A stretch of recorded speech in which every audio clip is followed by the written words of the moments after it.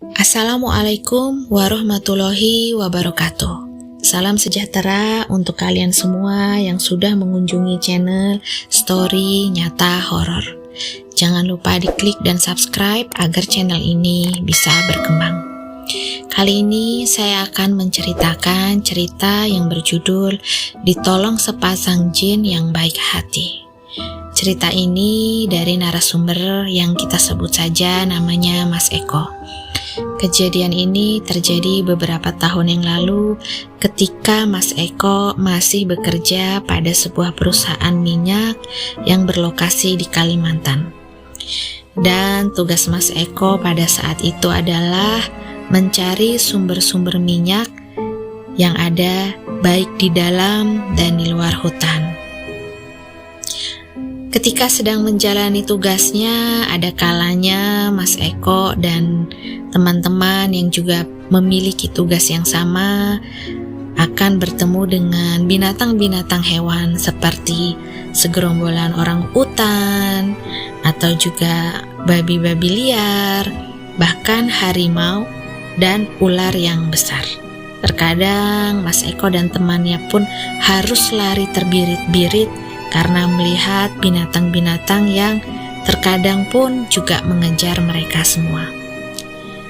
Saat itu Mas Eko ditemani oleh dua orang temannya yang juga sama-sama bekerja pada perusahaan minyak, yaitu Mas Jojo dan Mas Adi. Mas Eko, Mas Jojo, dan Mas Adi saat itu baru saja menemukan lokasi pengeboran minyak. Dan pada saat itu hari memang sudah menjelang sore. Karena tidak mau kemalaman, maka mereka segera beranjak pergi untuk menuju lokasi yang berada di luar hutan. Mereka berjalan membisu dengan jalan pikirannya masing-masing. Pada saat itu, Mas Eko melihat dari kejauhan ada seberkas sinar terang dari sebuah rumah panggung yang berada di tengah hutan. Awalnya Mas Eko tidak curiga, mungkin itu adalah salah satu rumah penduduk, begitu pikirnya.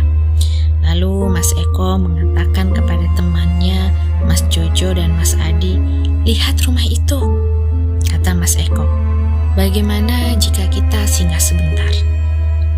Begitu dengan mengajak Mas Jojo dan Mas Adi agar mau singgah sejenak di rumah itu. Akhirnya mereka bertiga sepakat untuk singgah di rumah mungil itu. "Permisi Pak," begitu tanya Pak Eko kepada seorang laki-laki yang kira-kira berumur 30 tahunan. Lalu Mas Eko melanjutkan kata-katanya, "Bolehkah kami mampir sejenak di rumah Bapak?" tanya Mas Eko. Laki-laki yang ramah itu pun tersenyum memandang mereka bertiga. Dan laki-laki itu menjawab, "Oh boleh, mari silahkan masuk," begitu jawabnya. Setelah mereka bersalaman, mereka melangkah menaiki tangga rumah panggung itu. Mereka maklum jika di tengah hutan seperti ini sangatlah wajar mendirikan rumah model rumah panggung. Pasti tujuannya adalah untuk mengantisipasi adanya serangan binatang-binatang buas. Tidak lama kemudian tuan rumah itu datang dengan mengeluarkan hidangan untuk mereka bertiga.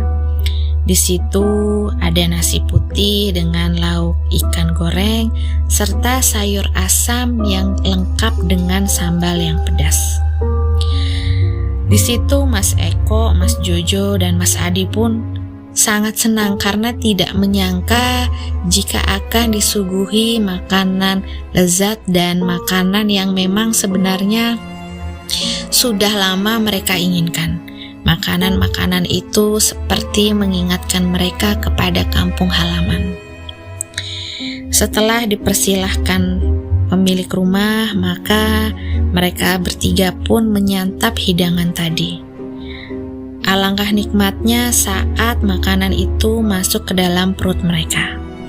Memang sebenarnya mereka sedang kelaparan. Jadi hidangan ini seperti durian runtuh bagi mereka bertiga. Seusai makan, mereka pindah di beranda depan rumah. Tampak oleh mereka bertiga ada pohon jambu air yang memang sangat ranum buahnya, yang mengundang selera Mas Eko, Mas Jojo, dan Mas Adi. Lalu Mas Eko meminta izin kepada tuan rumah, "Bolehkah saya minta jambunya, Pak?" "Silahkan petik saja sesukanya," begitu sahut bapak pemilik rumah. Maka Mas Eko dan Mas Jojo pun mengambil beberapa buah jambu air, lalu dimakannya jambu itu. Di dalam rumah itu hanya tinggal si bapak dengan istrinya. Nampaknya sepasang suami istri ini tidak memiliki anak, karena sejak mereka datang, mereka hanya bertemu dengan istrinya yang memang tidak pernah bicara bahkan mengeluarkan suara. Seperti ketika membuat air minum untuk mereka bertiga pun, istri dari laki-laki ini tidak ada basa-basi yang keluar dari mulutnya, entah sapaan atau senyuman.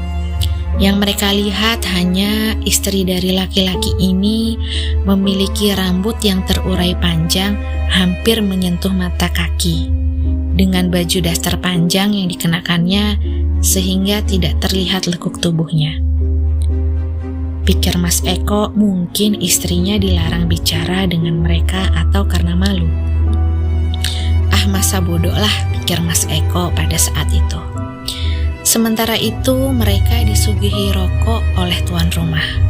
Rokoknya pun masih amat sederhana, seperti bahan pembungkusnya dari klobot, yaitu dari daun jagung. Setelah cukup mereka beristirahat, maka mereka meminta izin untuk pamit pulang. Mereka diberi kenang-kenangan sebungkus rokok klobot buatan bapak itu. Dan mereka juga diberitahu arah jalan keluar hutan yang terdekat. Setelah mengucapkan banyak-banyak terima kasih, mereka mohon pamit dan undur diri ingin segera kembali pulang. Tepat 1 bulan berikutnya, ketika Mas Eko, Mas Jojo, dan Mas Adi sudah menerima gaji dari perusahaan itu, mereka memutuskan untuk kembali mampir dan berkunjung ke rumah bapak yang berada di tengah hutan itu. Mereka bertiga menelusuri jalan setapak yang pernah mereka lewati dulu. Dan tak lupa sebagai ucapan terima kasih, mereka membawa buah tangan dari kota, seperti mie instan, gula kopi, dan juga sekaleng biskuit. Setelah lama berputar-putar mencari rumah mungil itu, tetapi anehnya rumah itu tidaklah ketemu juga. Padahal mereka mengingat betul jalan yang sudah mereka lalui. Sampai akhirnya mereka bertemu dengan penjaga hutan. Lalu Mas Eko bertanya, "Pak, apakah Bapak melihat ada rumah di tengah hutan ini?" "Tidak," jawab penjaga hutan itu sambil menggeleng. "Selama saya menjaga kawasan hutan ini, tidak pernah ada satupun rumah di sini," begitu jawabnya. "Tapi Pak, bulan lalu kami singgah di sebuah rumah di tengah hutan ini," kata Mas Jojo sedikit mengotot. Penjaga hutan itu kembali menggeleng dan rona wajahnya pun berubah. Lalu Mas Adi, Mas Jojo, dan Mas Eko pun mulai berpikir, siapa bapak itu dan apakah benar-benar rumah panggung itu nyata, begitu pikirnya.